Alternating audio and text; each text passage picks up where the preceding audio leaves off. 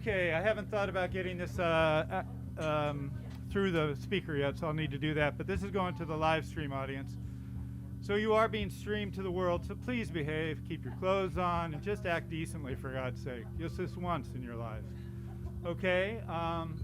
If you're out there in the stream and you're worried, don't worry. I'm going to ask all these people for a proof of vaccination so you're safe out there in the world. It's a two-way mirror books event. Marina Lazar is going to get up here and introduce. We got 4 poets. We got first, we're having our introductory interlude. How can it be an interlude if it's introductory? And yet, it's an endlude. It's a prelude to the endlude. Prelude to the endlude. Okay. So anyway, they don't need to hear me say all that. Thank you. I would really love to see proof of vaccination from anybody who hasn't shown it to me yet.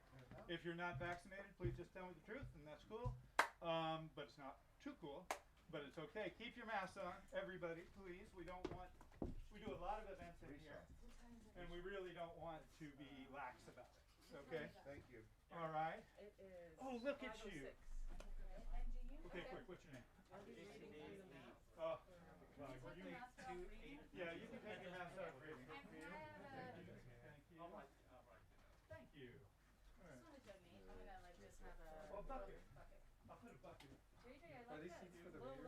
Oh, I don't think necessarily. I just saved that.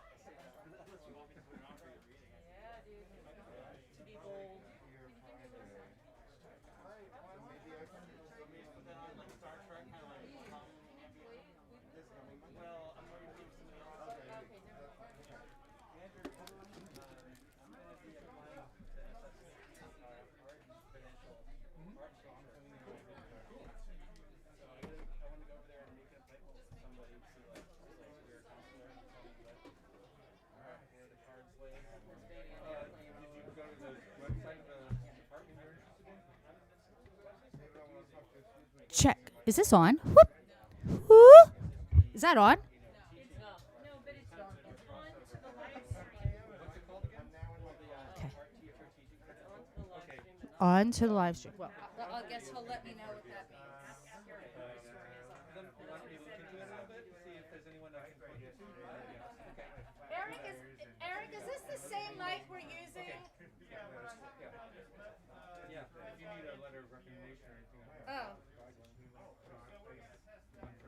If you just let me help, Whittington. But let me see if I can get you to talk to me. That'd be great. Yeah.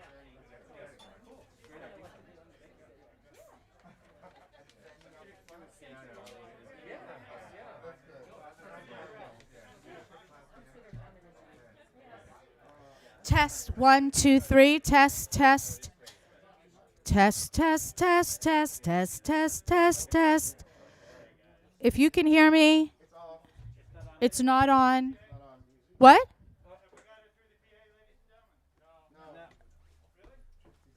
No, it's not plugged into the PA. Will you do it? Can you do that? Oh. Always, you know what? I think there's always.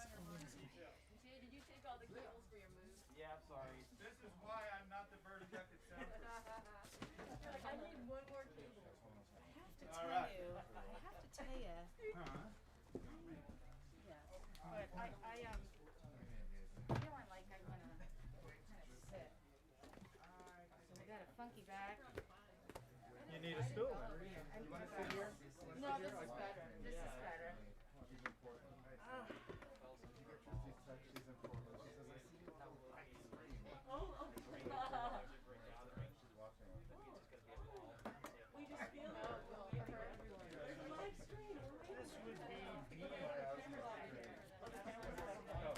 Jay, I'm going to ask you to put the leash on Bella, please.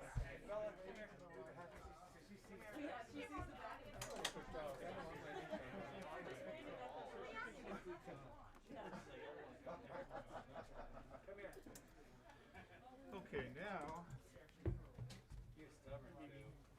let's find out. Are we being amplified yet? I think I don't have the gain up back there yet, so we'll test that. All right. So yeah.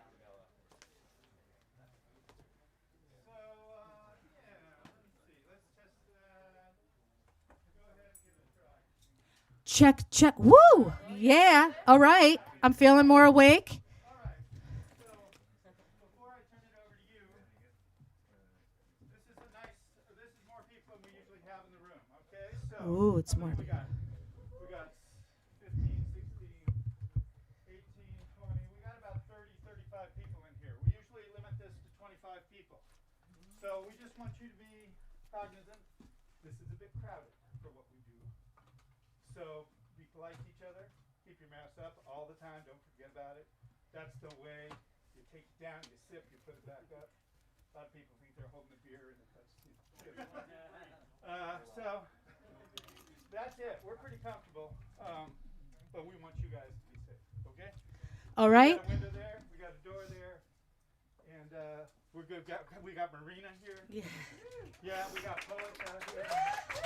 We're gonna get the mood lighting down a little bit. Okay. Can you hear me if I'm like this? Does this feel okay? Okay. Here, this thing. Yeah, I know. Can you go down a couple octaves? I know. No, but it's okay. I can project. So you go straight into it. Not Okay. Like so, straight in the side. It's called a I know. side. Okay. Okay. We're good. Thank you. I do. Can I put it down? I have to sit. I got a funky back. I got a funky day today. It's things were breaking, including my back, my phone, other things, my patience. But it's okay. See, now that I've said that, it's all going to go away. It's been an intense weekend. There's been a lot going on. We passed on Jack Hirschman yesterday, which was an amazing place to be. And lots of readings and stuff Friday night. I don't know why I scheduled all that stuff around today, but I'm going to make it. So my job is up here for about 6 minutes. I actually time myself. I'm going to do all the introductions now, and then we're just going to have the poets come up. Thanks for coming. We are officially here to release these 3 chapbooks. Liz Costello, Relic. Brian Lucas, Lost Comets. And Nicholas James Whittington, Even Odds. And I'll talk about these books and Nick in a minute. I kind of just started this press because I wanted to just archive my own work. The first book was this book, Everything, Every Day Mostly. I forgot the title. And I used Two-Way Mirror books after David Meltzer's book, Two-Way Mirror, poetry notebook. David was still around when I did it, and I said, I just want to get these things out. I'm not really good at all the networking and sending out and things, whatever. So he said, just make your own press and do it. And I asked him if I could use Two-Way Mirror books as my title. He said, yes, give it a go. And then I just started realizing that I wanted to thank some friends. And so the publishing of these books are to thank some people in my life. And so I'm going to read this. Bear with me. It looks like a lot of words, but it's not. I'm a fast talker. Like I said, I'm going to do all the introductions of the poets now, and then we'll sit down and listen. So bear with me. As a two-way mirror is with its not seeing of that which sees oneself, but understands an awareness of observation, a correspondence with the faith in looking through and past oneself to invisible threads that reflect, affect, and oversee one's creativity, but without falling into the abyss of self-reflection, influences of both synchronicity and coincidence, correspondence with both nature and nurture. Two-Way Mirror books is a figment of my imagination. The writers of these books are mere mortal friends of mine. The press representing those who read their words in my home, collaborated with me, or who are constant comrades in the nurturing of a creative life existing without competition or entitlement. I want these books to represent gifts that I have given these people for something that they have given me. Unnoticeable that we gather to maybe not break bread, but break the mundanity and insanity that often surrounds us. As David Meltzer writes in a Two-Way Mirror book, a poetry notebook. A poem is a two-way mirror, as in the fantasy, turns into a well. The well a road through time. The imagination speeds across, fast glanced at gone familiar faces, sounds of conversation fragments, old songs, jingles. I said jiglets. Jingles. People who do not recognize you, turning away. Movie world, television world, faces resemble into dots holding together.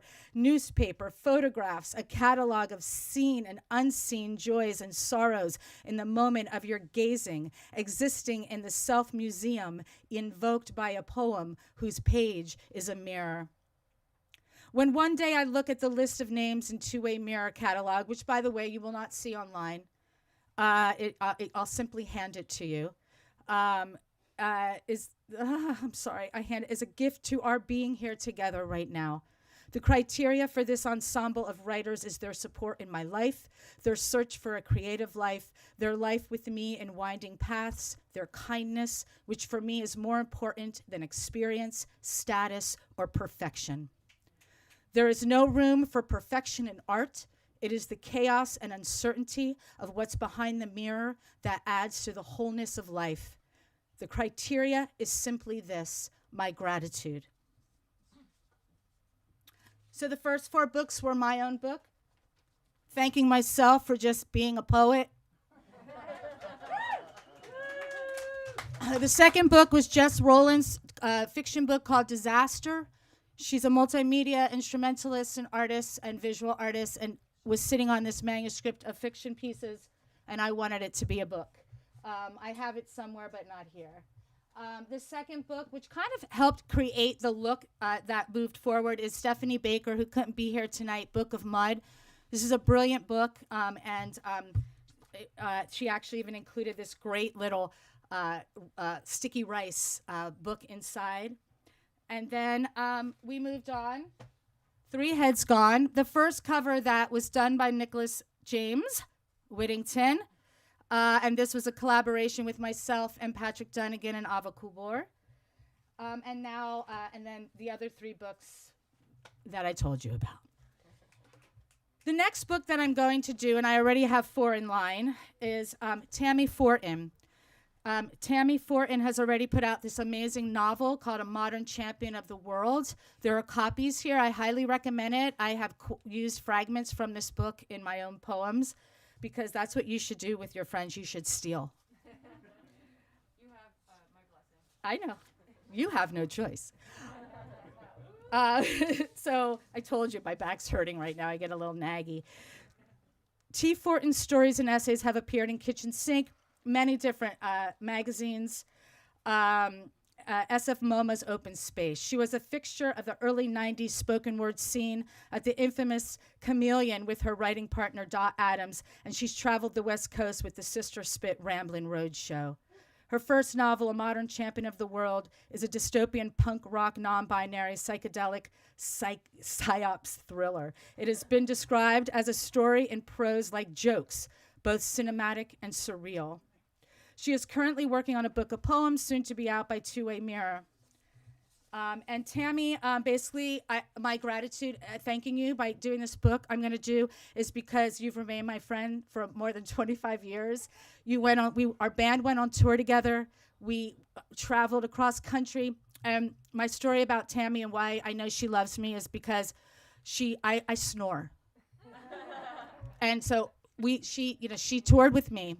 And while I snored, and she's still my friend. And once in a hotel room, I woke up to something going like this to my head. And I woke up, and it was Tammy looking at me, and I decided I'd go sleep in the van so Tammy could get some sleep because she was driving the next day. But the whole freaking night, she kept coming out and going, "Crack the windows. Are you warm enough?" I'm like, "Leave me alone. I got to sleep." So I still snore. Tammy's still my friend. I think she's a brilliant musician and writer, and I'm happy we're doing her work next. I have a couple things. After her would be Nicholas James Whittington. Nicholas James was born and raised in San Francisco. I'm doing just a little kind of of their bios. He edits the periodical Americana, along with the occasional pamphlet under the auspices of Bird and Beckett Books. At Impart Inc., an errant studio, he designs and prints books and adjacent items both digitally and via letterpress. He has several books out, from Bootstrap and Gas Meter and Push, and now To a Mirror. He's completing his dissertation at University of California, Santa Cruz, a Masters of Poetics program, on the Masters of Poetics program at New College. And he edited Roots and Roots, an anthology of critical writings, notes and talks and interviews by students and faculty from New College, about New College, from Vernon Press, 2020. What did I say? He co-edited it. Some of us helped him, like me and Patrick. Nicholas Whittington does everybody and their mother's book covers because he was raised to be a generous soul with a lot of opinions and pretty much would just rather do the job himself. My gift to Nicholas is for his gift to these poets, his amazing cover designs, his sense of honoring poetry, bookending with beauty and craft, wrapping all of our gifts. Thank you, Nick. After Nick will be Liz Costello. And Liz, we were supposed to have a book release here April 4th, 2020. And when Eric wrote me to say that it was canceled, I guess I kind of thought it was still going to happen in my head. It's when I knew things were kind of not the same. So we did do a Zoom reading, but that's just not enough. So Liz actually, in the last half a year, moved to Portland. She came down for this, and I'm really glad she's here. She writes poetry, fiction, and arts and culture commentary. Some of her writing can be found at SF Weekly and 7x7 Magazine, and on her own website, elizabethscostello.com. Marina, please note the S. She has lived in a shack on Cape Cod, a crumbling apartment near Istanbul's Taksim Square, and in a 14th century castle in France. She has performed in experimental theater exercises that have had the power to clear the room of the humorless. Liz Costello got a book because her friendship came to me at a time when I really needed a sister. Her wit, her historic courage throughout trauma and drama, but mostly her love of a good glass of wine and a finely tuned short story. Not being afraid to call out the posers, the false narratives, the pseudo-witches, the pearls in the pockets of silent sides of the earth where the images nest. Liz got a book because she is right on. Thank you, Liz. Brian Lucas lives in Oakland. His most recent book of poetry is Eclipse Babble, published by Bird and Beckett. That's not most recent. That was a while ago, wasn't it? Okay. He records solo music under the name Old Million Eye, which is really brilliant, and has exhibited his paintings on occasions. His first LP, The Incandescent Switch, with cover design by Nick Whittington, I told you, will be released on October 15th. He likes long walks on dead lunar beaches, blending teas from non-existent highlands, and milking turtles. Brian Lucas is one of the oddest people I've ever met. He has a Renaissance spiraled mind. He is not a true gentleman, though, and would be insulted if I said he was a scholar. But he is a visionary pitcher in the diamonds of life, throwing curveballs to the thoughts of language and the shapes of sounds, and just never stops making things. He's always making things. Music, paintings, poems, goofy one-liners, challenging dance moves, and proper turning keys. He's a mess, really, but is married to the sweetest gal in town. And I just like him, I really do. He brings really stupid jokes to my life and makes me laugh.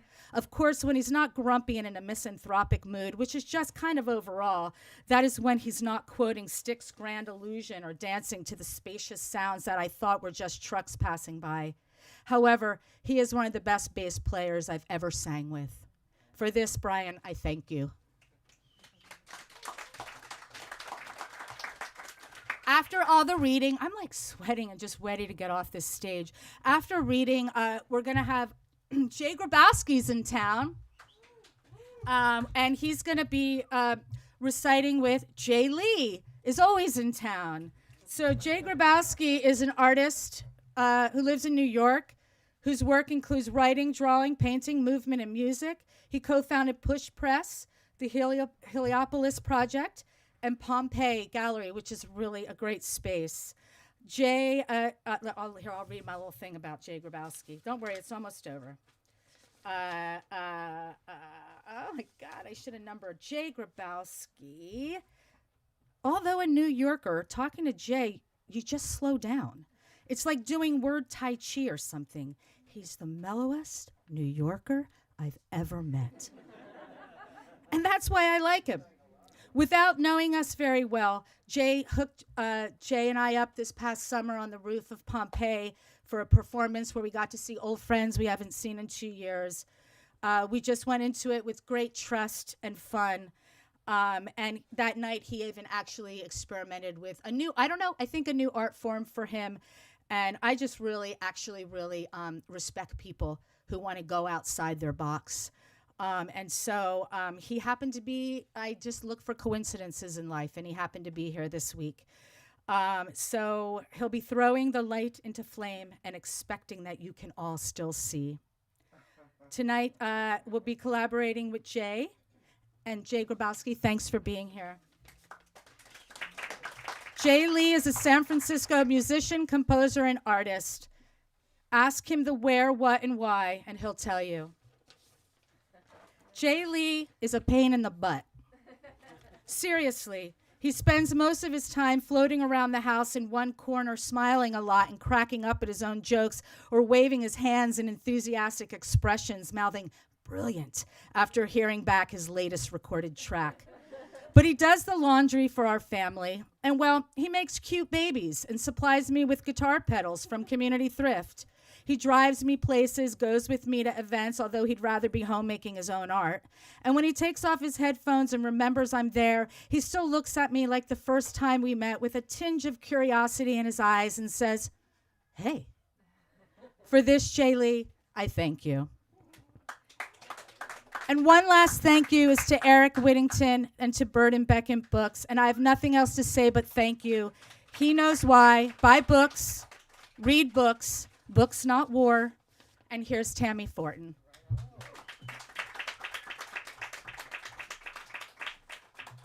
Ooh, it's hot up here. Maybe it's me. Mern, that Yeah. was a really, really nice intro for all of us. Oh, thank wow. you, Tammy Tam. Thank you. So nice of you. Yeah, and thanks to Bird and Beckett for having us tonight, and I'd like to say thanks to all the other readers up here that are here tonight as well. I wrote. I'm not really a poet necessarily. I'm more of a short story writer. I kind of write in like prose style, and I'm gonna read a short story, and then I'll read a couple poems, and I'm trying my hand at some poetry. It's really fun, and I found that during the pandemic, I had a hard time writing stories because everything just seemed trite, you know, and so poems were really the sort of thing. The only things I could really write were poems, and so I have a couple tonight. I'll read to you tonight. But this first story is called "What the Animals Did," and I live up in a little town in La Honda, called La Honda, in the Santa Cruz Mountains. And we were evacuated last year, right around this time. My amazing friend Inbar took us in. She's here in the crowd tonight. Thank you, Inbar, for that. So I once it was all over, I just decided, I was thinking, like, what did the animals do while we were away, man? Like, did they have a great time? Like, I bet you they did. And so I just thought, well, maybe I'll write a little something about, you know, what happened and what I think maybe the animals did while we were away. And this is it. It was the morning after the dry lightning storm, when 300 fires sparked up and blew into the grass. The sudden oak death trees, gray and hollow, lit up like torches. You saw some things on the news that made your legs go limp. Life sucked from the trees in a wildfire tornado, a body obliterated inside a Toyota sarcophagus, the blackened cinders of a row of houses still steaming. Then the power went out. You got the text message from the county to evacuate, so you went up onto the house in your cut-off shorts and you raked the leaves off your roof and then uncoiled the kinked-out garden hose and hauled it up, spraying the place, hitting every square inch with a mist that was simply ridiculous. You packed up some drawings you did when you were 18 in a painting of your mom from 1962. You grabbed your guitar and a bag of clothes. You told your kid to bring 5 things that were important to her. She brought to you 4 stuffed animals and a book about a dog who forecasts the weather. Your wife handed you the car keys and said, "You drive." That's what you remember. The day the people left, the sun beamed down like a red-hot gobstopper, and the air grew thick with the smell of burning things, trees, houses, cars, knickknacks, insurance policies, corpses of many species. The earth trembled from propane tank explosions. Your lawn made a sizzling sound like bacon. The smoke trapped the heat until the trees sagged, with leaves turned upward, showing their light green undersides as if a storm were blowing through. Lone animals, forgetting their competitions, formed odd couples, and then, strangers still, a herd until a critical mass variety pack of forest dwellers descended into the safety of your abandoned town. On the first night, a giant moth flapping downbeats tripped the motion-activated light by the front door. This door was locked to keep out the looters. The back door, forgotten, remained ajar. A spider traipsed in, followed by a fly. They seemed to know each other. A team of freshly hatched mosquitoes swam through the air toward the bathroom.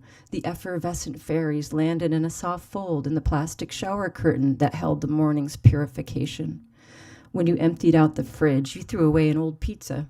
It landed in the trash and steamed in the heat, and the smell wafted through the cracks of the can and out the back door, attracting a wood rat who was busy sniffing the perimeter. The wood rat chatted to its mate, and they steered course toward dinner. The mate was pregnant and daring, slipping into the house first, climbing up the trash can and knocking it over, and then the pizza rolled onto the kitchen floor. The rats were uneasy at first, nibbling and then scurrying away, expecting a trap, but as their bellies grew big and heavy, they forgot to be afraid. A gray fox near the front gate smelled the rats. She jumped onto a dead tree branch and padded up the back steps. The rats were slow to notice trouble. Thankfully for them, the fox was a klutz. She sprang up and landed on the linoleum with legs slipping and sliding out from under her. She knocked into the cupboard, smashing a jar of organic, all-natural, low-sodium smooth peanut butter onto the kitchen floor. The rats scampered into the living room and found a niche in the floor molding and waited it out. The fox lost scent. She trotted into your room and looked under the bed, reappearing with dust bunnies at the ends of her whiskers. She cocked her head, eyeing the Danish black leather chair where you dress and tie your shoes. She delicately hopped into the seat and curled up into a tight ball. That night, a gopher snake slipped into the kitchen, and in the darkness, it slithered over the spilled peanut butter, leaving a questionable skid mark across the floor. The next morning, a fawn scratched at the dry earth, looking for grubs in the early morning light. She tilted her nose up to breathe and paused, noticing a change in the air. Something was missing. The something was the human smell. She dared to lean over the fence and snagged a piece of wild sweet pea from the garden. Bending for more, she knocked into the latch and the gate sprung open. The deer turned tail and bolted into the brush. This scene was watched by a coyote crouched across the deserted street in a lot filled with Scottish broom. The coyote took advantage of the open gate and entered, eyeing the bird bath that your daughter insisted you fill to overflowing, a treat for her flying friends before your quick departure. Coyote reached up with 2 front paws and leaned in, wetting the nose before lapping and then knocking the bath off the pedestal. The coyote retreated to the shade of a tall oak, where he watched your underwear and swimsuit on the clothesline, left in haste, baked dry and stiff like flags waving in surrender. A mother squirrel sat atop the oak watching the coyote. She had 3 new babies to feed and did not like that the coyote had planted himself directly underneath her nest. She chatted and flicked her tail and headed down the trunk head first with sticky claws, allowing a special dexterity in the face of so much gravity. The coyote ignored her and fell asleep. The fox was in the kitchen, sniffing on the pizza crust. She stopped mid-expression and pointed her nose toward the door. The scent was familiar. Coyote was in the yard. The fox abandoned ship by leaping from the porch and bounding up the fence and into a blackberry thicket. That night, the rats took advantage of the fox's quick exit and came out of hiding. They siphoned up the cornmeal inside the pizza box and nibbled on old cheese. Then they ate through the cardboard. When they tired of corrugated board, they managed to climb up the white curtain and onto the counter, pausing at the toaster. Here they dipped their forepaws into the slots and came up with crumbs for their busy munching mouths. One rat sniffed the electric cord and tasted it. It was interesting, tangy. The other rat joined, and they gnawed the casing down to the wire, and then something went pop, and one rat jumped, causing the other to freak out and poop on the tea canisters. Days later, the air became hard to breathe. By evening, ash fell from the sky like stardust in the moonlight. The mother squirrel couldn't breathe. She wheezed and then died with the babes attached and still sucking for milk. When the milk no longer came out, the 3 baby squirrels cried in confusion and then left the nest in search of something to eat. A mountain lion came upon your gate at dusk and leapt over the fence in one swift and powerful move. Its tail sashayed left and right along the pebbled path into the garden where the great cat smelled at the kale and then dug up your potatoes. She went to the oak tree and she sniffed. The 3 baby squirrels clung to the trunk and called out a sad chatter that the mountain lion found unpleasant.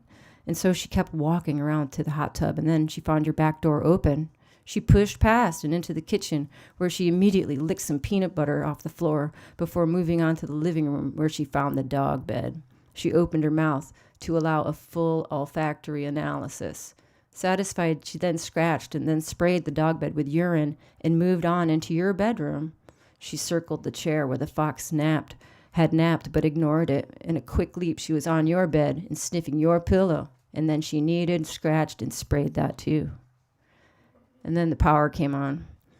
Your computer modem blinked, the refrigerator hummed, and the radio sang, "No time for losers, 'cause we are the champions." You came home the next morning. The car slid into the driveway, scaring all the animals away.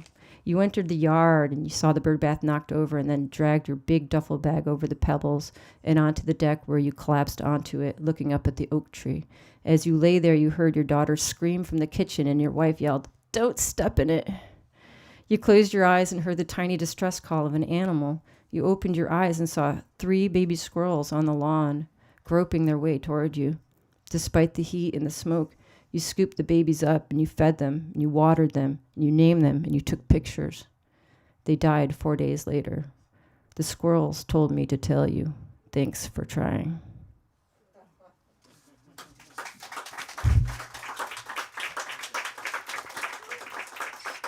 So the part about the baby squirrels really did happen when we got back. There were these baby squirrels and we tried to save them, but they died. So this story is for you squirrels. I don't know if you guys heard this week, David Lee Roth retired from entertainment. I was shocked.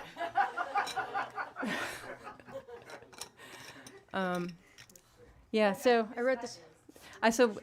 What'd you say?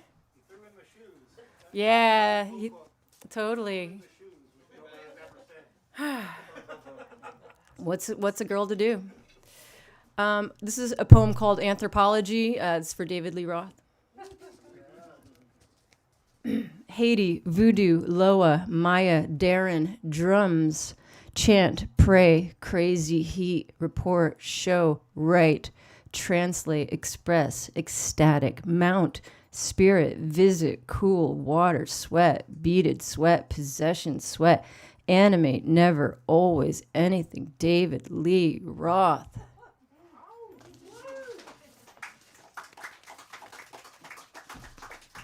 I've got one more, and then on to the next reader. This poem is called "Piss into the Sun." Your appendix is a reminder to fat and fuzz. Atone poem, atonement yours truly. Be unruly in the home and alone when the spoon on the counter leaks the morning's simple sauce, fiber. It's a turning 50 to taunt, to crash the party, slipping a Mickey, something pale, carbonated, nausea. Don't delay. Call the doctor, have it your way. Inquire, that plural lining. Lift a glass to all the girls you've loved before. Stop your hiding. Listen, young Rimbaud. Translation, a long time ago, the flesh desires to manifest your bequest, a relative inheritance, to drink it and then give it back and piss into the sun. Thank you.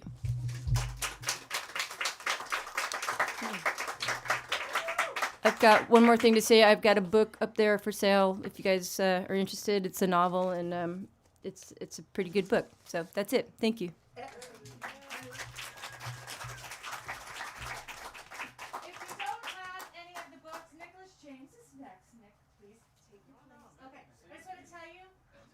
So this is how I do it. If you don't have a book and you want a book, you can have a book. And if you can, there's a donation jar back there, and there's a donation jar here. And you please put in whatever you can. And the way it works is whatever money I make tonight goes to putting out Tammy's book. So thank you so much. I'm just going to put some up there, okay? I forgot to say that. Sorry about that. Go ahead, Nick.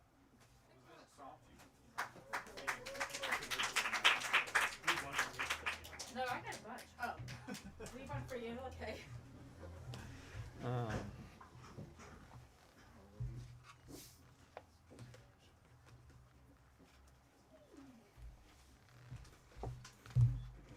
We're sitting.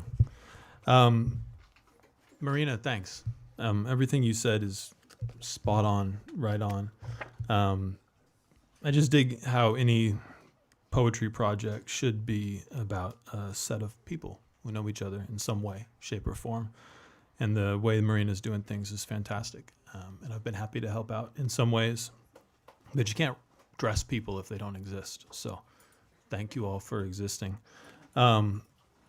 Rod Rowland was bantering before the reading about introducing readings with other people's poems. It's another way to sort of extend that community in a certain way, as often as not with people who aren't around anymore. So I'm going to read actually two things from other people. One, because Tammy mentioned the champions of the world. And this just came out into the world the other day. And we had a little gathering in a backyard of Garrett Capel's. This is Castle Grayskull. For those of you who don't know He-Man, check him out. He's impressive. But the last poem in here is from Diana Prima, who was an important person to many of us and to this bookshop in particular. It's Revolutionary Letter number 112. Queen showed us how sing. We are the champions of the world, while the ground under your feet is burning. Sing into the mic. Don't hide your burning hair. Look proud. Stride off when your microphone catches fire.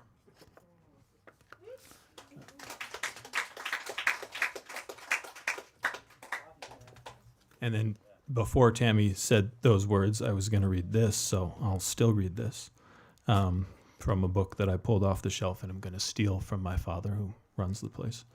Trilce by Vallejo. The grown-ups. When are they coming back? Blind Santiago strikes 6 and it's already very dark. Mother said she'd be back soon. Aguadita, Nativa Miguel, be careful when you walk by there, where your memories, griefs doubling back, just sniffled past, where those hens, still sleeping, have scared themselves so much. We'd better stay right here. Mother said she'd be back soon. We shouldn't be unhappy. Let's go see the boats. Mine's the prettiest one, with which we played the whole blessed day without ever fighting, as it should be. They're still floating in the water well, ready, loaded down with candy for tomorrow. Let's wait like this, obedient, without any choice for the return, the relief of the grown-ups, who are always the first to leave us behind, as if we too couldn't go away. Aguadita, Nativa Miguel. I call out. I grope around in the dark. Don't leave me here all alone. And the only one left is me.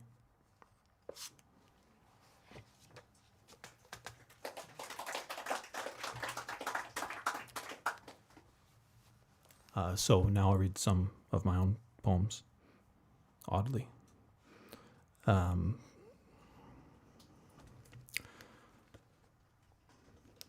Just want to point out that Jay Grabowski's got a couple drawings in here that grace the book. And I'm just going to read from the beginning until time runs out. Best of variety. In the first place, I fall into the right company. I flee from the room, but fare no better in the alley out back. I find the concrete and curtains match my temperament too well, and what I want is just laying there in the late afternoon light, golden despite the fog pouring out my mouth. My eyes almost dissolve in the atmosphere, stick in the city's crawl, as birds caw sleepily under eaves of a public toilet, which goes on running for centuries, like Roman aqueducts or nuclear meltdowns anywhere.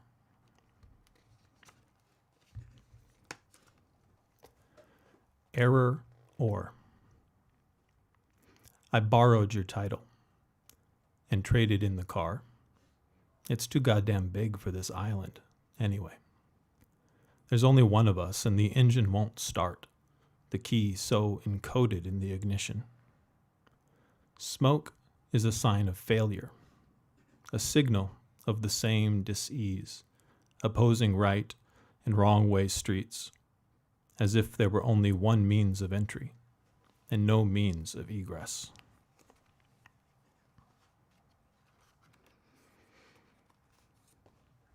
Juvenilia. There were gulls, pigeons, and sparrows, where there are now night herons, white pelicans, cormorants, and such exotic ducks. I don't know what it means to be responsible to their names, don't know their categories of being, or behave any better now than before. The sun sank down, the lamps were lit, and all easy outs occluded.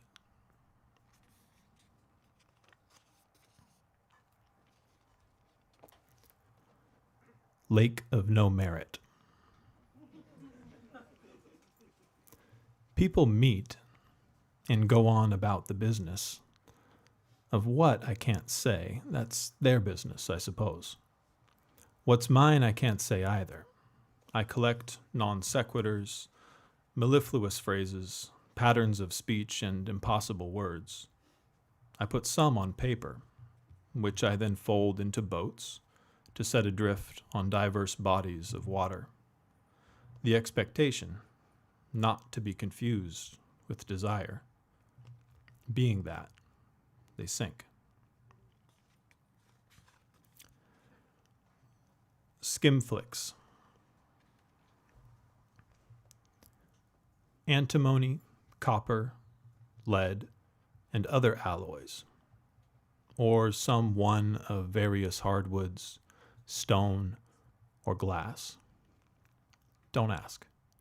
If you lie long enough in chambers, your throat becomes an organ pipe, your music noble accompaniment to an interminable descent.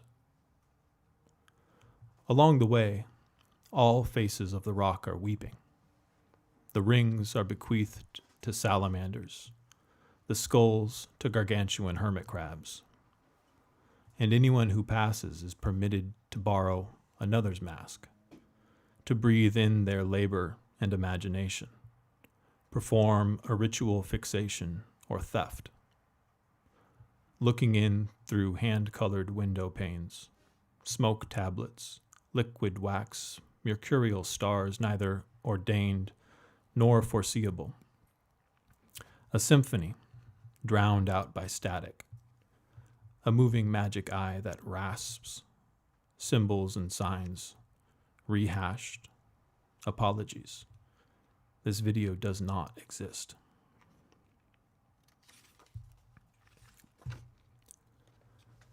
Untenable tenement. There was a fly.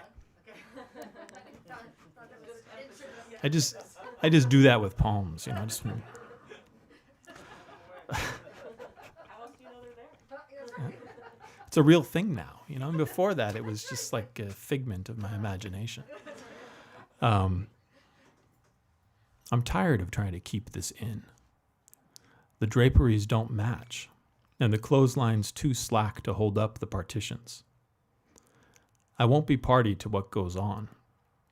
The comings and goings of furniture, future roommates, and neighbors, their names cognates, and faces less familiar than haunting. These hovels have hundreds of stairs, keyholes, and coin slots, which are similarly liminal.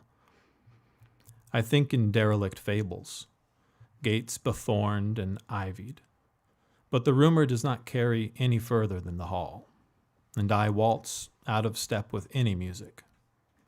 I'm of two minds. My feet want to walk in different directions. I almost fall, but it's out of fashion.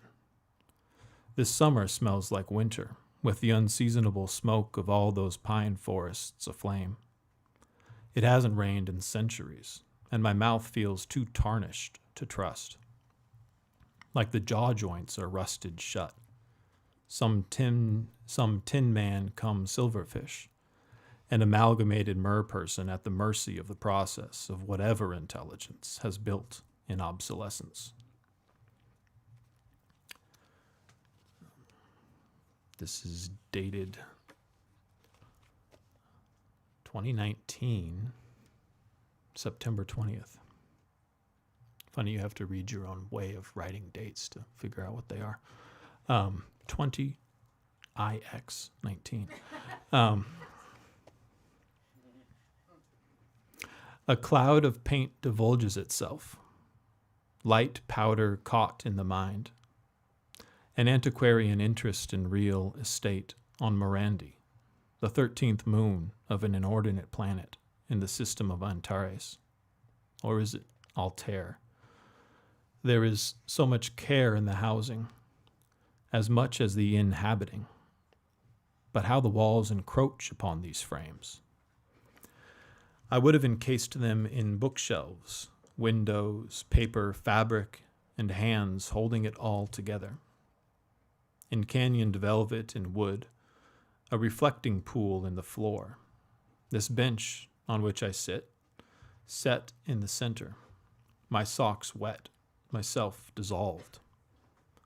I would paste me upon the board and slather eyes all over, extinct visions swelling my bones and bending me backwards, a kindred wasp-headed sphinx with paws of honey and sandstone, bird swirl in the water fountain, pheasant throat parched upon your brow, asphodel, Andromeda, and terrible dactyls strung like thorns and pearls around your wrists.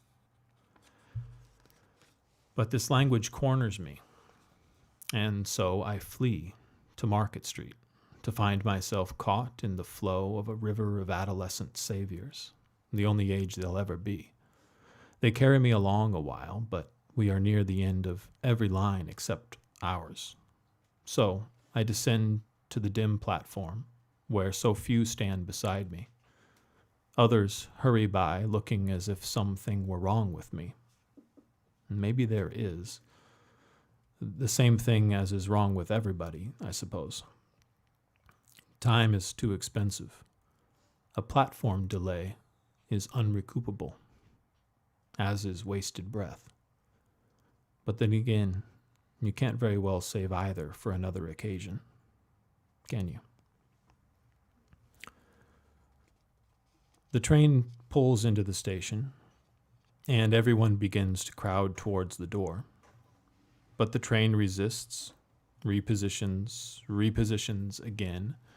There's a muffled voice, and the lights go on, out, go on, back on and off and on again. And after a moment, the doors open, and we all get in, as if the trouble is over.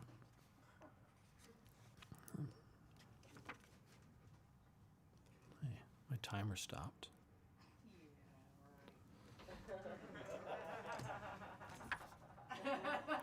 Last one. It didn't stop, but it didn't show up on the screen. I misspoke. Last one.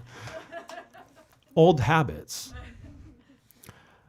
We walk down the avenue, around the corner, and up the boulevard again, always on the busiest sides of the business streets, so we can be alone in the end. Bring it all back home and park it in the vestibule. Put what keys and small change remain in the pockets of our public vestments on the pedestal by the door. There's a mirror in the window casing, a hole in the picture frame, a drain in the drawer, and everything happens in an opposite direction. The tables turn at variable revolutions. It's another song any other time we play it. But don't touch the dial. The volume will adjust of its own accord.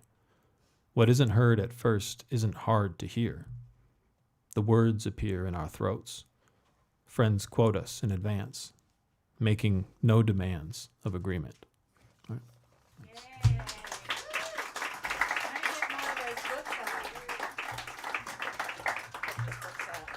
Nice. Next is Liz Costello, and I'm also going to put more of all the books out up front. Some water. I'm not leaving. Don't leave. And then relic. Okay, Liz. All right, Marina. There you go. Oh my goodness, it's so great to be here. It's so great to see beautiful people who I have shared much literature with. Carl, John, David, Monica, Marina, thank you the most.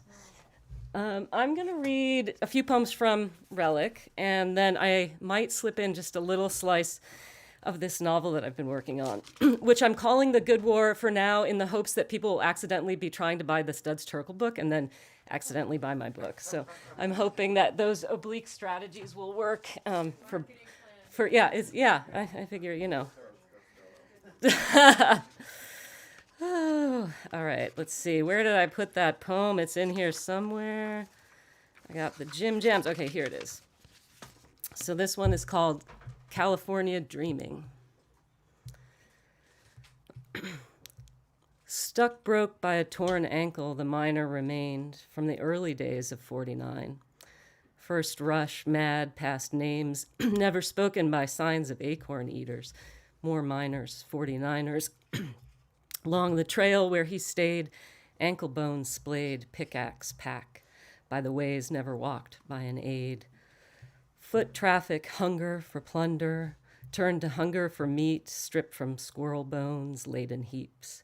Blackberry pips, thorns torn, bleeding, fingers crammed in his mouth, ankles at odd angles. Never do hunger for plunder, hunger for meat, stripped from his bones, leathered skin, leathered lips. Drag the drought along the cracked creek bed, drink out the hole with a long neck straw, slurp slow. Old miner 49er lived till he didn't. Oh, California, your dreams come through mouths. And my mouth is really dry. Some water? I've got some right here, yeah. Yeah. You're going to slip that down, I think. I'm going to slip it right down. I like that there's a lot of stuff about, like in Tammy's reading, the animal point of view, and squirrel mention here. So I'll see if I can remember this one that I wrote long ago, but I think I still remember it without looking. Animal nature. If you leave crumbs by the stove, the mouse will creep out to eat them. She'll build a nest of your hairs and strings and generate 1,000 babies. With keen black eyes and sparkly teeth, they'll snap out holes in packages and chomp down all the sugar, popping out their droppings till the box is full of charcoal shrivelings where crystals once were crystalling. You know, friends, it's nothing personal.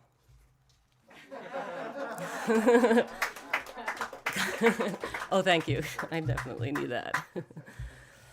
And I just want to give another shout out to Marina for just making so much happen and just being awesome. And the introduction is better than anything I'm going to read. So thank you for that.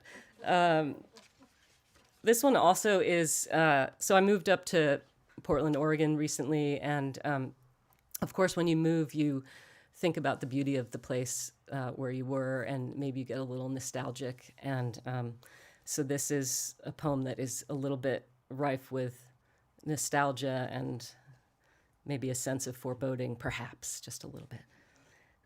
12/21/12, Nevada City. Here are the shops of dresses like dresses of the past, less the corsets of whalebone. Romance is better than history, which tells us much too clearly that pyrite isn't gold. Let's rest our ribs against the lace, but trim away what itches. Let their suffering be our glamour. Gathered bodice, crinoline, ruffles at the neck. Take that, starvation and pestilence. Our crocheted half gloves transmit no ague, and our fingertips are free of filth. Let's don the bonnets, but forget to die in childbirth. Nevada City, let's light the lamps and bank the fires. 12/21/12 isn't the last day. But at least the wind makes fists and boxes off the hot tub's lid, setting the 21st century steam against sleet like sleet that struck the miners' faces, chilling them and their women to the bone. At night, they trimmed the wicks and unbound their ribs. Fearing, but could not. At night, they trimmed the wicks and unbound their ribs, but could not unfix their fortunes. Fearing a boundless breath, hard-handed women wept. Remember when, like, in 2012, we thought maybe that was going to be the end of the world because of the Mayan calendar and all that? It just seems so quaint now, doesn't it? Delightful. So this one is about walking behind somebody in Berkeley. It's called Acting. I'm walking in Berkeley. There's a man in front of me, so tall, all lines, his planes at odd angles to the sidewalk we walk. I try his limp. He's so tall he could fall and trap me with the trapezoid of his back, but he's likely light, right? Those bones aren't hollow lest poverty scooped his marrow. Is it eating him now? I, in my privilege, dream his life like some kind of freedom. Nothing but the body's constant hungers for hands grasping, his hands hanging down from the stockade of his shoulders, the left's limp fetal curl, the right's straight down salute to the ground. A long pinky nail catches light like a ray beam beginning. I send my rays with my eyes to the back of his head. I beg him, show me your power to cut the sidewalk with your ray beam. Let's cut it up. Let's be free of these shrinking perimeters. See, man, I've had pain. I've had the pleasure of waking from the first sleep after a bad injury, the sweet spot before the shrinking perimeter, the impossibility of forgetting these geometries. See, man, I am you too, as me, these lines.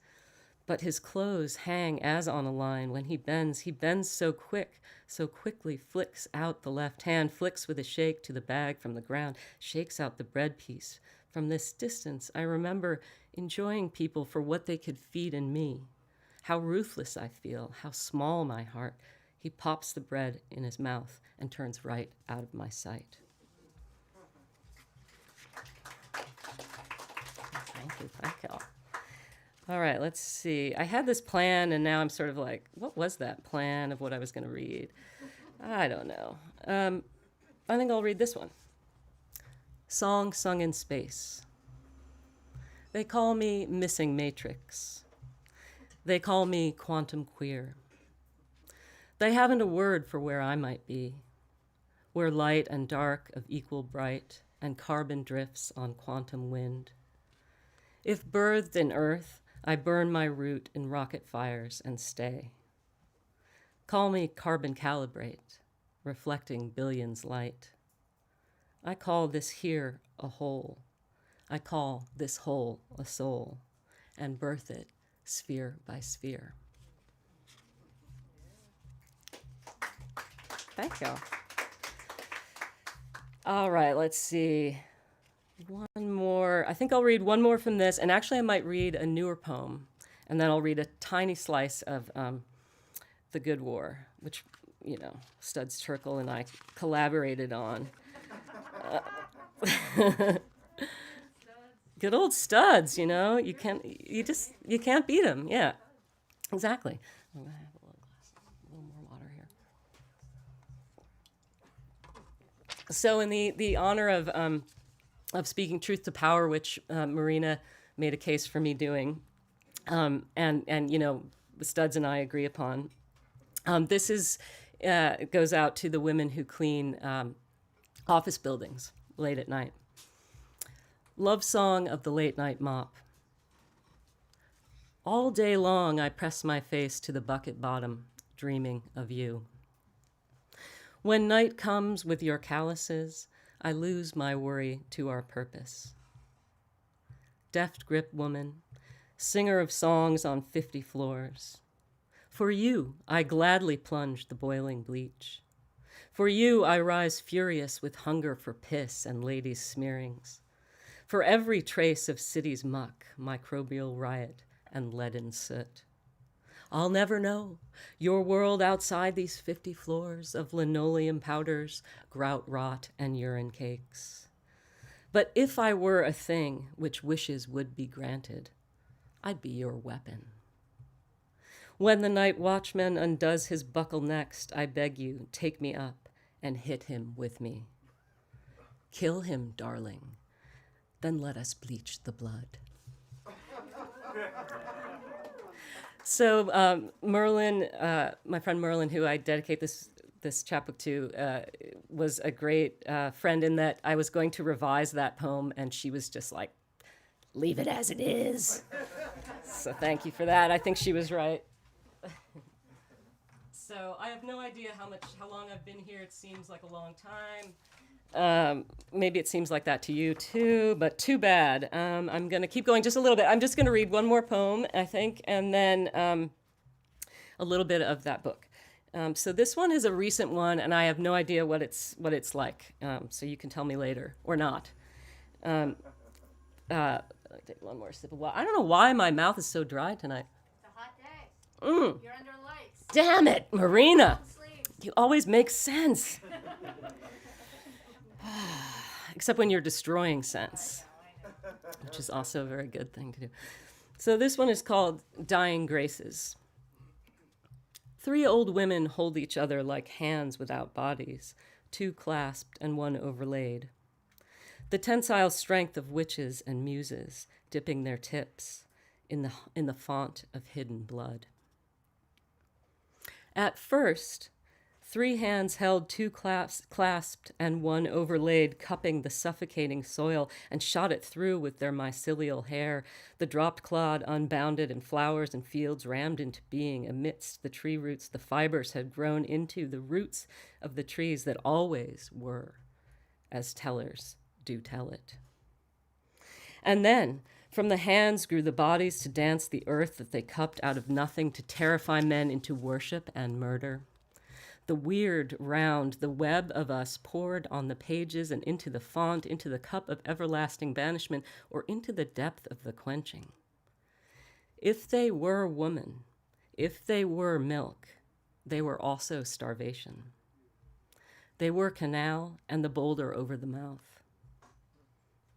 Until finally, 3 hands held, 1 overlaid, and 2 clutched, compressed the earth to diamonds and broke its crystals, sent spinning their fingers tipped against the particles to tilt at once at every angle, reached out of the pleroma, witches that flicked fate on poor foreheads, the kings to be bled, the queens to fail the body's power, crying favors from the merciless sisters, hands that pluck them, selves out of being until there is no end nor beginning.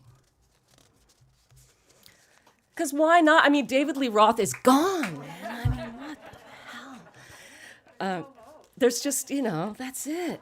All right. Well, I've got like 3-ish pages of this thing, so all right, I'm going to do it.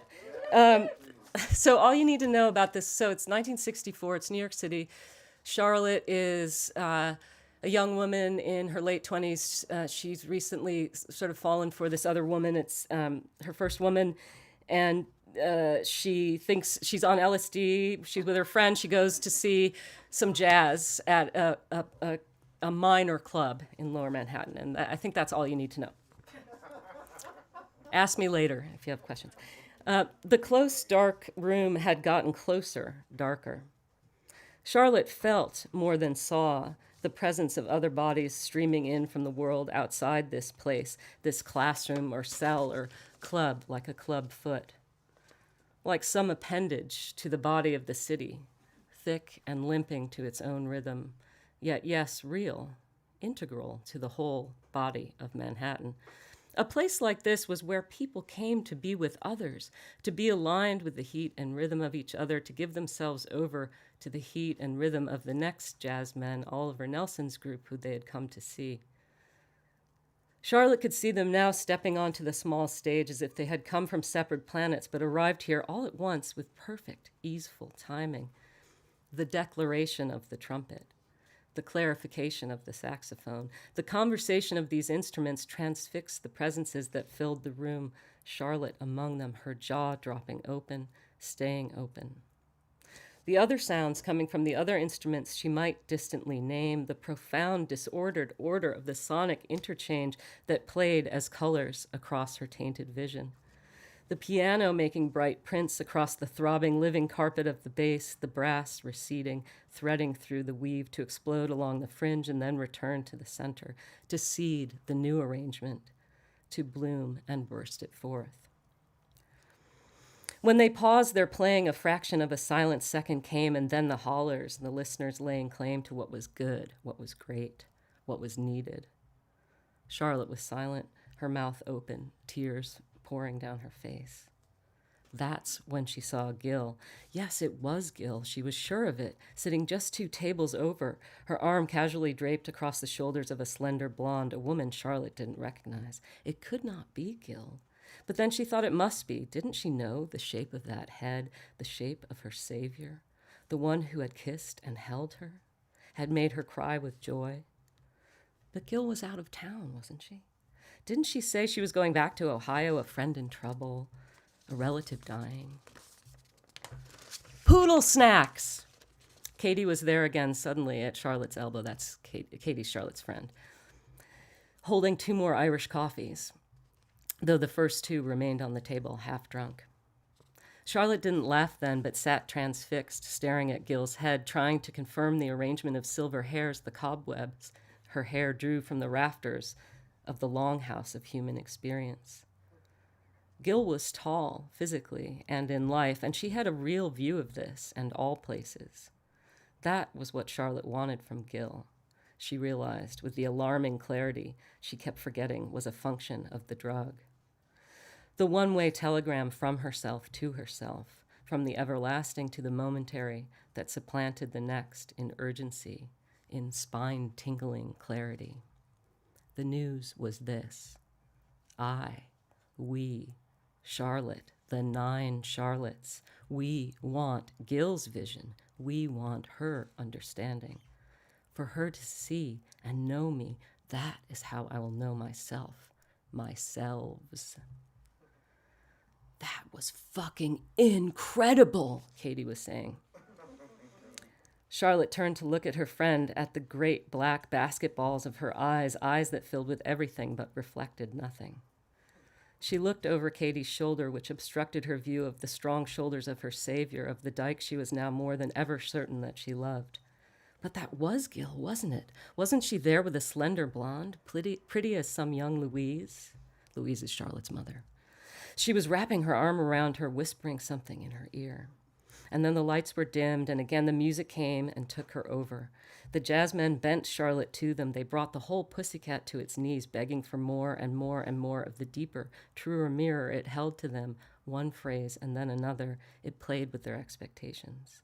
Some old familiar melody, "Don't sit under the apple tree." Was that it? The brass said yes, then appended the formula, turned short, pretty parts long, pulled and exaggerated, and then trimmed them off. brushed the silver brush across the drumhead, the trail of little stars in water like phosphorescence in the ocean, the flute that flew like a hummingbird. No, a butterfly. No, a flutterby. The laughter was boiling up again inside her. The thoughts that flew as fast-moving clouds that rode away on the smoke clouds that were in this basement room and were as thick and real as her own hand, her own mouth. As the cigarette she found now in her hands that she remembered now to bring to her lips. There was Gil and Louise, each on a cloud, each that hung in the air that blocked her view of the jazzmen. No, it was them. It was the jazzmen. They were truly her saviors, these men, these masters, they who were here right now, right here and now, remaking America, who could, Charlotte was certain, save America from itself. All right, thank you.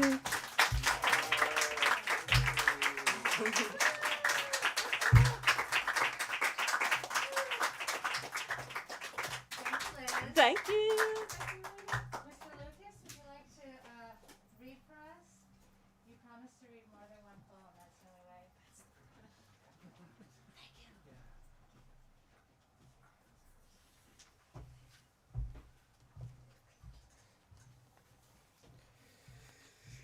Good evening, everyone. Thanks, Marina, for making this happen. Eric, Burton Beckett. Thanks to Nick for designing these books. It's my book, The Lost Comets. This is actually a QR code on the front cover. If you scan it, I can't be responsible for what might happen next. It could be a menu. It could be a ticket to nowhere. You might actually have to come live with me if you scan this. Not a terrible thing, even though I'm a misanthrope, apparently. Yeah. But my wife is nice. She's not here. I don't know what that means. Yeah, we can homebrew some beer. All right, so I'm just going to read a couple of poems from the chapbook that Marina so wonderfully asked me to give to her to publish. So, all right. Causa sui. I abandoned the apocalypse for a private resort.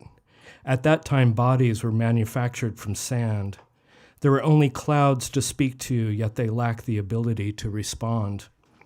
I couldn't believe you were the voice of God. Behind the landscape, a world suspended in blue and exactly like this one, minus the dementia. Thoughts doubling back through previous incarnations. In my first, I manifested as my double. Throughout my last incarnation, I suffered from constant folding and unfolding, swallowing the contents of my pockets while words spat in reverse.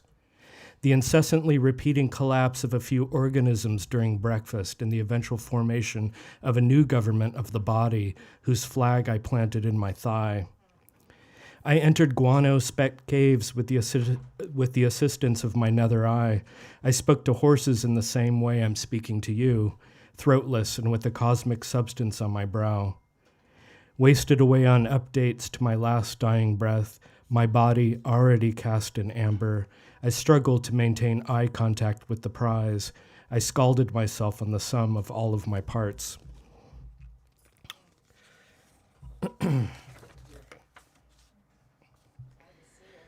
Infinity Blaster. I'm going to dedicate this one to Jason Morris. Not a human word, and the gob of my heart, eating at the table of pharaohs. I'll stop my gap by realizing the heart is an infinity blaster, loaded with feathers and cream. History has a snowball effect, and it's been years since I last scraped myself up from the bottom of that pyramid. Is that illegal? Is it still allowable to get personal, or is the radio in my ventricle 1,000 years underground? This isn't a human word, but the flub in God talk, the Klondike of sub-guttural grunt, in place of florid energy spills. Gonna read a couple of new ones, like pretty new. I'm sure what I just read was new too. To you. Just don't forget the QR code. I'll be back. Come on over. I make some weird stuff for dinner. Okay, this poem's called Placid Things. Yeah, it's true. They do exist. Letting it all hang out, then reining it in, lost in the it of days, a certain melancholy only music could solve. There we were, foraging for sparks, dressed in solar linens, absorbed by a languid ambiguity. Throw me a crust of earth, let me mark its territory with a sleight of hand. Gouge out the eyes of tension, make our loopy selves into granite, follow the ibis into the reeds. Ideas of silence are enough, aren't they? Make the world in my image, let the air out of my spine, hand off the hunger for placid things. In an instant, fusion is complete, the lean stasis of significant beings in a natal bath. We ruminate slenderly, allow the worship of wrought and tense forward moves. An acrid blast of the everyday permeates the senses, justifies the endless riff of humdrum ho-hums, desiring real bones and lymph. Take it easy, Bella. Bella, I'm your friend. I know. B-A-L-L. I want to show you. Yeah. She's barking at Patrick Dunnigan.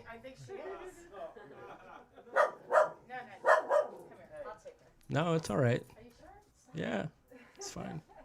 Just bring Patrick over. Let her eat her. Let him eat. All right. All right. Yeah, it's almost over. I mean, my part. I want to show you. I want to show you this place hidden in the air. Describe a color that doesn't exist while we make way for the Newman. I'm allergic to breathing at the edge where only suggestions can live. I ferment in the face of destiny's sponge-like way.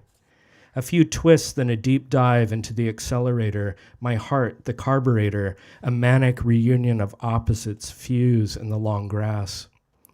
I ferment gold in a cave on the skull's side, engender blasts for the expanse we glide through. My shield a rotten plank. Clogged with broken bees, lead bougainvillea wrapped round my torso. The sun spoke to me, so I fed it soft white lice. Back of the beyond, where halos signal through a very individual fog, crystalline and stuck between chakra, there lies the palace of poisoned snow, where I farted my pledge to transcendence. My tongue coated with static, my genetic memory extended. No one can foresee where this is going. And the last poem I'm going to read. I didn't know books could laugh. Who is that guy back there? All right, this one's called Burnt Ambrosia, so because I'm a misanthrope, I got to end on the...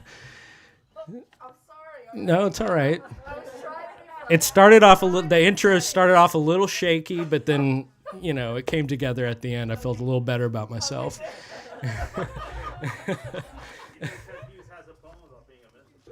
Ted Hughes was a misanthrope, but, I'm not. I'm not even English. I know. I understand humor. I don't want to know what you have in your pocket, dude. All right. Yeah, I speak American. Okay. Come on, let's get serious. Burnt Ambrosia. Who built these ancient towers? Who grew apples on the moon? Who cradled ambrosia till it burst? Who smells of wolves and butane? Who says what goes and why do we listen? Who lives in the folds, frothing?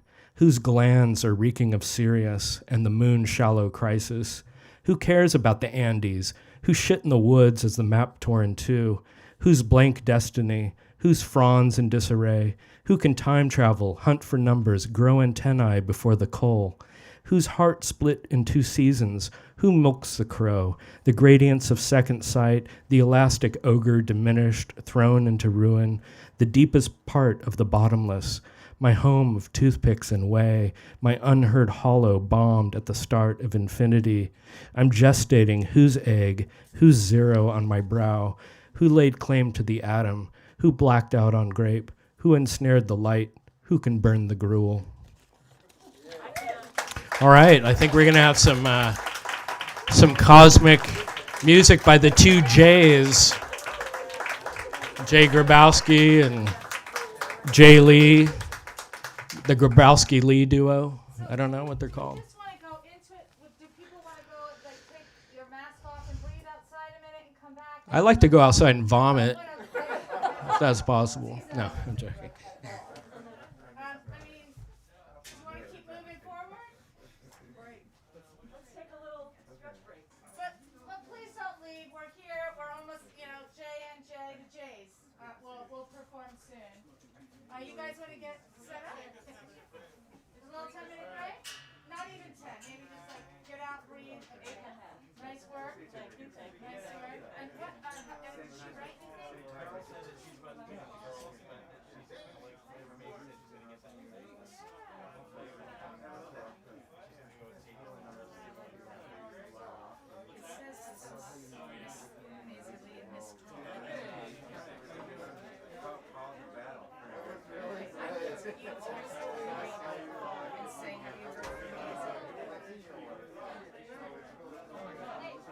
Please remember to take a book. It doesn't matter if you can't leave money. Please take books. Oh, sure, yeah. Fun. Yeah, I read something about Bill. Well, whatever. I'm glad you did something about it. Yes. So we're gonna do. We're gonna. Oh, I want to do something.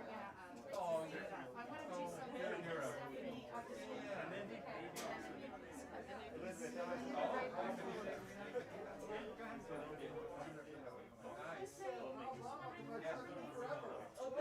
you.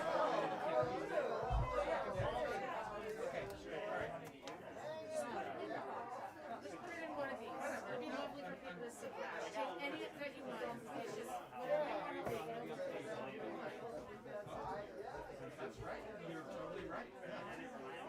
And actually, Joe, this is my new book from Beckett Press. So can you just take that? That's a gift for you.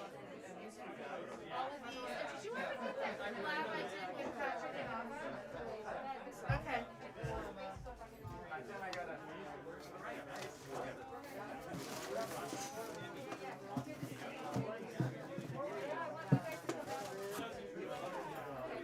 Yeah, we'll come down with May. She'll be into it coming down.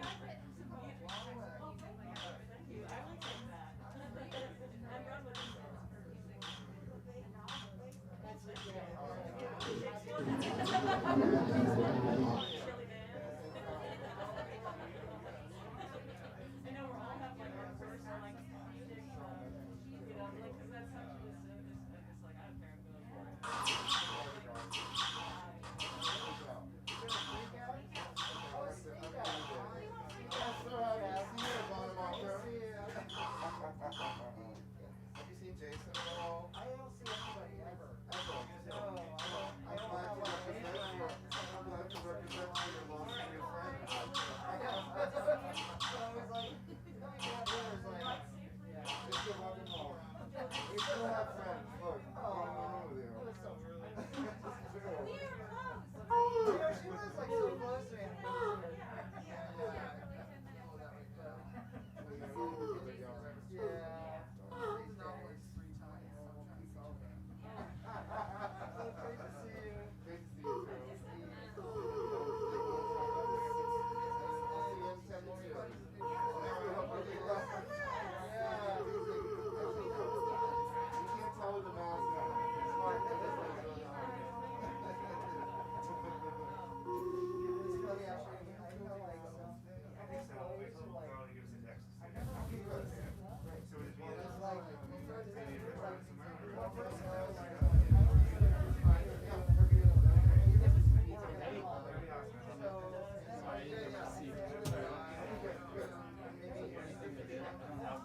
That's okay.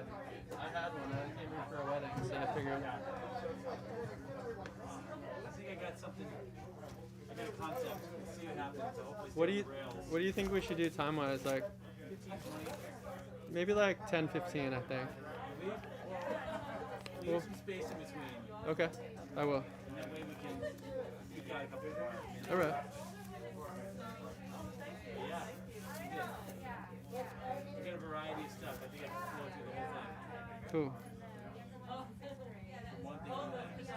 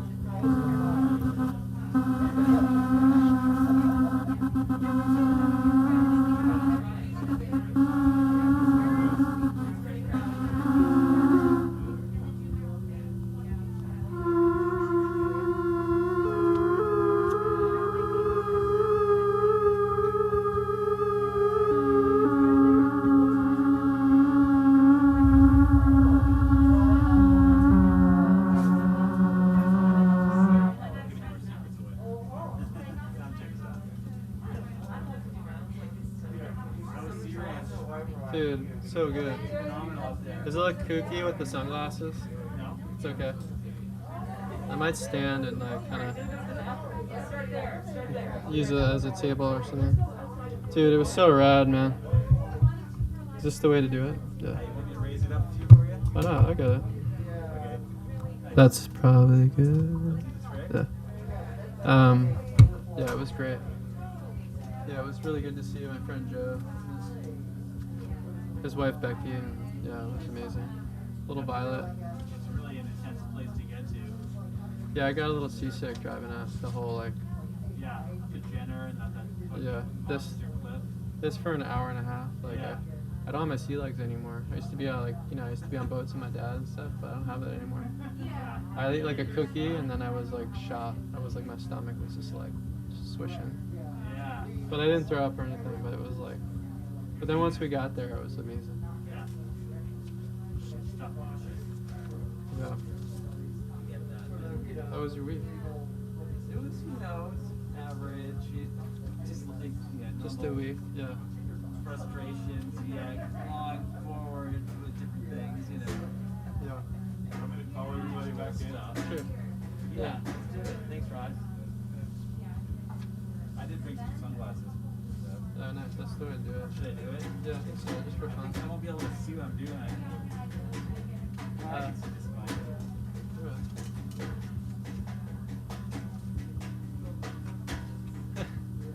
Oh, I can take my mask Yeah, off. we need a drummer. Well, maybe I could help you out sometime. All right. But you're not from these parts. I'm here sometimes. Okay.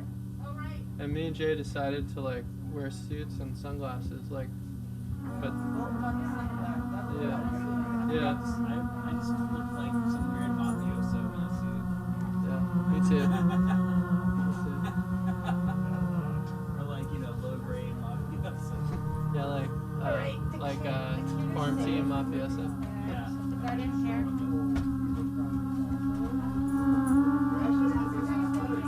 Like the modular mafia. Modular mafioso. Maybe that's the name of our like.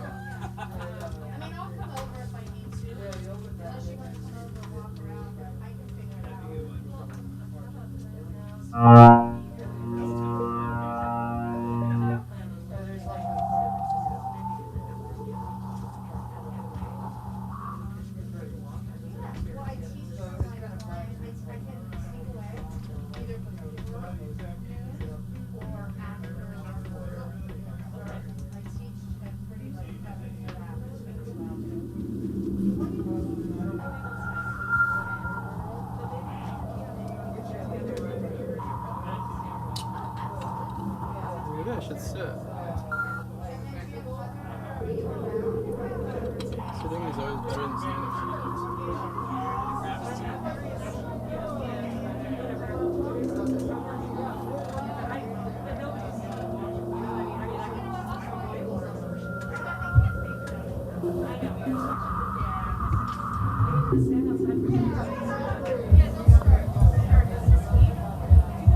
Check. Check.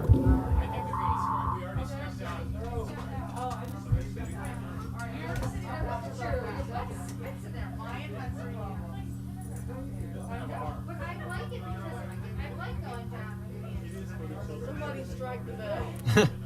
That's what I forgot. That's what I forgot, man. Ladies and gentlemen, please Ding, ding, ding, ding. We're about to embark. I think I'll stand. I don't know. I'll sit. I'm in a boat. Don't limit your options. Stand up for a few, maybe a few. Like standing up, some down. But we're just getting comfortable, suits up.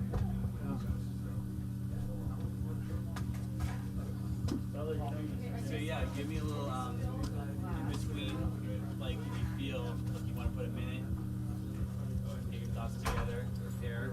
Yeah, I think if you just start, I'll maybe I'll say hi and thanks, and we'll start or say thanks later. Can you guys hear us? Should I introduce you? You already did, I think. Ladies and gentlemen, there you go. JG and J Lee. Double J. Yeah, let's start.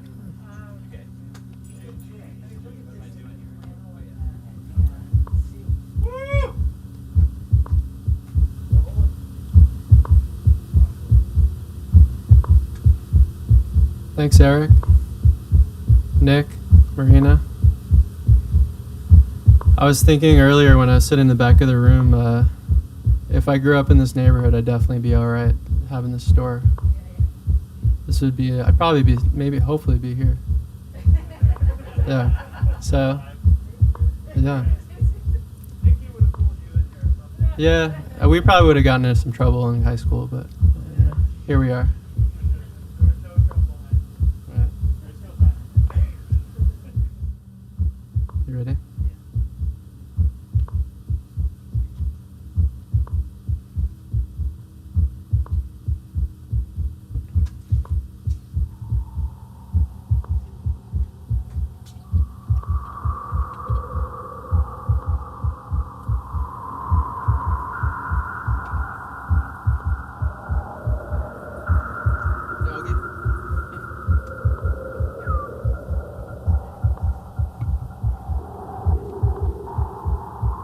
Objects without explanation. The art of watching and listening. Flood songs, wild and withdrawn. Enkidu, railroad, all the songs I can remember. The separate world, memories of wilderness, 20%. Book of Odes, still the mind, then and after. The shape of burning fire. Smallpox and agriculture, fish in a barrel, language or popularized forms. What the world sounded like when I was alive, all at once or over time. How we relate to ourselves as a whole, the way of nature, modern life, yesternow, black shepherd, the shape of my life, catch medium, Friday's child, early recordings, silence, rough descriptions. All light is equal to all other light. Pop present, Gold Mountain, Angel Island, audio prose, shape of the past. Whatever keeps the irons hot. Can you hear the wind howl? Crisp light. Record the things you were practicing. Memories, landscapes, and people. For ears, Althea and Donna, Alethea and Donna. I'm loving it. Embarrassed landscapes. What we look like from far away. That's as big as the world is. New York love. Inside time. Trans-subjective. American popular songs. Loco Negril. Property or the objects in your head. Everything is in the process of becoming something else, while remaining is and was. Elegy without words. Fields. Go for less. The triple world. Sea box. Phone. Antediluvian love songs. Worn record. From the inside with no distance. Conditioned being. Light source. Memories and dreams. Waste light. Green. I dreamed of mountains. The false historical present. Hidden time. The human hand. An imprint. A fossil. A record. A drawing. Memories of a former world. Somewhere between landscape and dream. For wood carvers, you've surpassed no one. Where landscape, the myth of two, recorded loosely, these impressions will be the folk songs of the future. All the beautiful voices, a certain unresolved resolve. Spray paint. That was a list of titles that I wrote on my wall for 3 years, and only used 3 of them, but now they're this.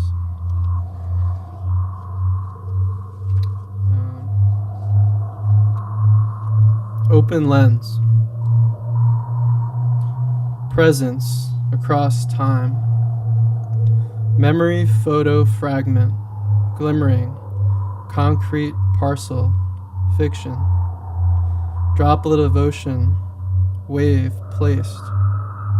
Cognitive linguistic labeling. In front of you. Dissections. Loss. Counted mass.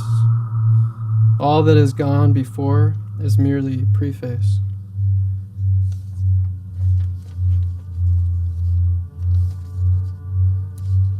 Cyclades. Decomposing pianos. Small wild dog. The future of all buildings. Underwater cities where only the towers were islands. Orange Ford Fiesta. Painting of a dinosaur. 8 p.m. curfew. Local beer called Chernobyl. Anthropocene.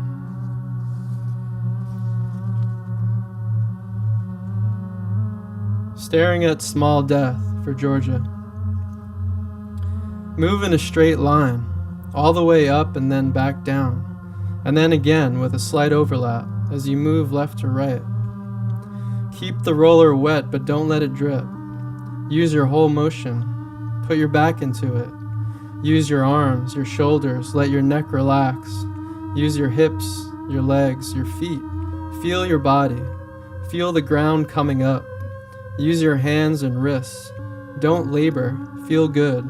Let yourself dance. Feel your belly growl out low humming song. Don't know where it comes from. Don't care. Let yourself be this place, this moment. Be loving, graceful. Let work, left, and the work, right, be this walk. One is making the other. Don't fret, just move and let form take place. I pour white paint from a metal tray back into its can, and I brush out every last bit. I look down and see a small spider. I look closer and think, it may be a black widow. I ask, are you gonna kill me? It remains still. Out of the trash, I fish out a small piece of cardboard. I kneel down, offer it to the spider. It crawls on. I open the door and place it in the grass.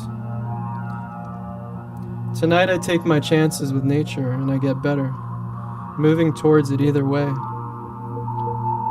Before it was raining, now it's stopped. The crickets sing loud. The rabbits hide in their holes. I sit here doing much the same.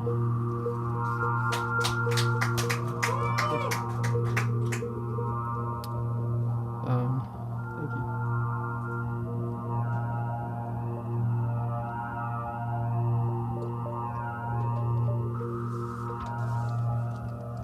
Pompeii for Tommy. A husband and wife on a roof gardening.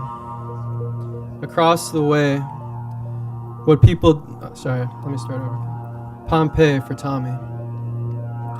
A husband and wife on a roof gardening across the way. What people do with what they have is what culture is. The form of the past, found again in the present. Always changing like a river. What is true is always clear without question. A Polish woman hunched over, planting seeds. I can't remember a time when I was truly happier and felt so free and connected to life. Watching the dust whirl around in the sunlight, sound of trucks and compressors, the hum of wind, cars passing by, the light showing me color I have never seen. On the verge of laughter or tears, feeling the light as if it were solid, surrounded by pieces of place, time, sounds, memories carrying me through, sloshing like a train. Everything on hold is perhaps eternity.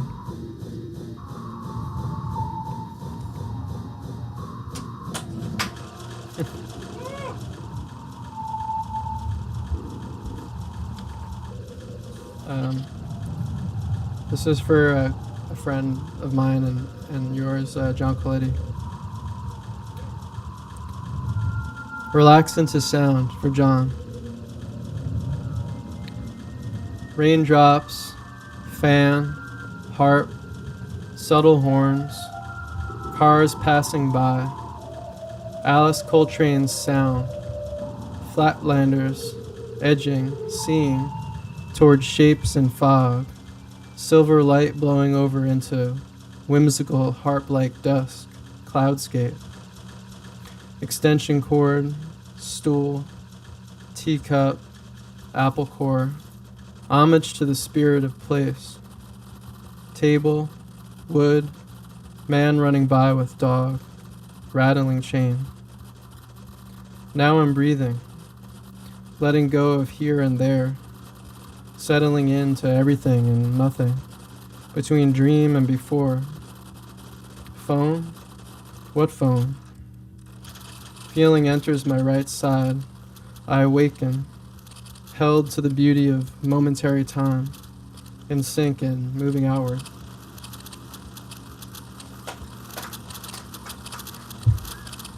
Let's see.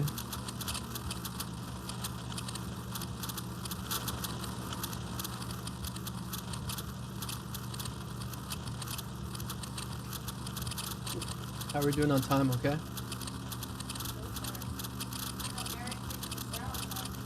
Until the sun goes down.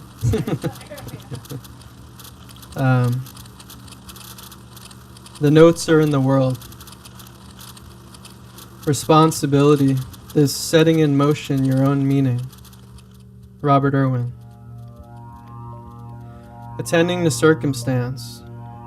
Maple, hawthorn, dogwoods, Japanese maple, ferns, moss, river stones.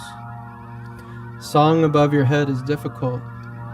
Tuesday night, headlamp, saw, ladder, rope, moon, music for airports, McAllen over ice, after shower. No mind wind down. Being there for a tree is sometimes enough. Falling into sound and humidity, body tired, yet not tired of life. The effects of no distinctions, or at least loosening ones. Sunset cityscapes instead of TV. Plastic lawn chair instead of couch. A few hours of washing windows. Music and checking in with a friend. Dinner, beer, bike home the radio waves. Sleep.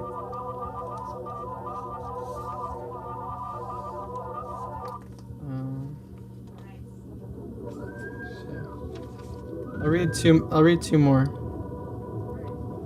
3? All right.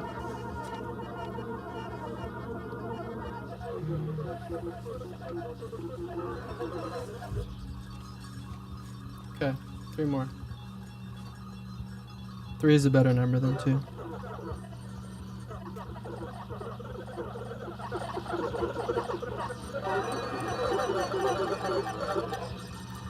Open window. When we listen to the radio, we are not alone. The sound we hear, ancient, constant, cosmic waves, moving through us, connecting all things and not things, light and dark, before and after, now and then.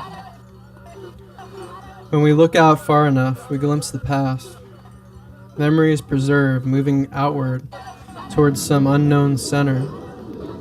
Life's intersections, defining moments, points in time, events, mixtures. Language, culture, and art show us everything is a process.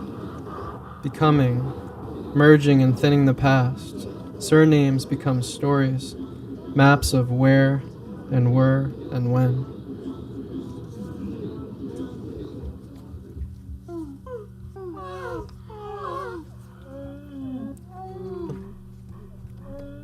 Two more. Orange peel. Birds singing. Background sounds of work, flickering light, and murmuring shadow cast upon these words. Rooted symbols, pictures, the ancient world always right here below our feet. Peeling an orange, reading, birds, crisp, cool air, light, keeping the mind empty in the sky above, distant sounds, feeling of no time, mountain, range, sky, mind. The first hand peeling an orange, sitting on a block of wood. By the time we became aware of hearing, ears were already prehistory. Origin, moment, place, buried in time, in no time. The material, according to Ray Johnson, is the scenario. Lopsided minds tripping over their trappings. All good and true things come from total collapse, perhaps why the emphasis on beginnings. Why do we separate ourselves, from each other? Says it all. And this last one, wrote a few months ago. It's called Well, it was the day I found out that Pluto had an ocean. So it's called Pluto's Southern Ocean. Collect. Watch the trees move in slow motion. The wind. We all wake up somewhere. Here in the park. A buried pond. A man forces himself to vomit up the night before. Familiar sounds mixed with early morning white noise.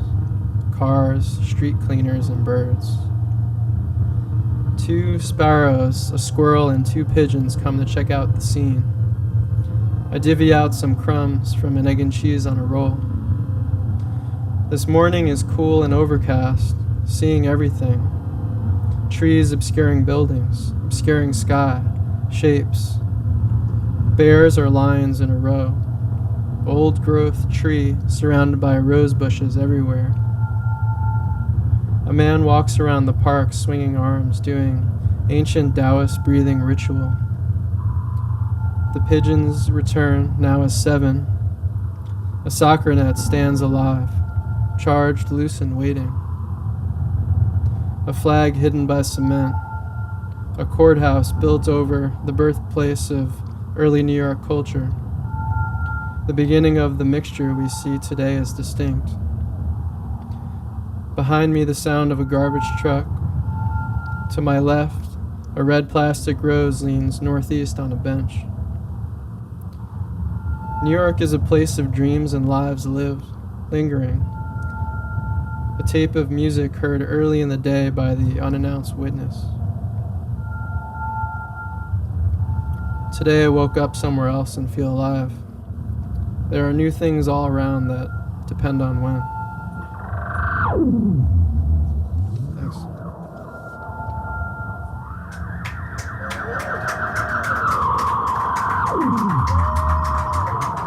Thanks for sticking around.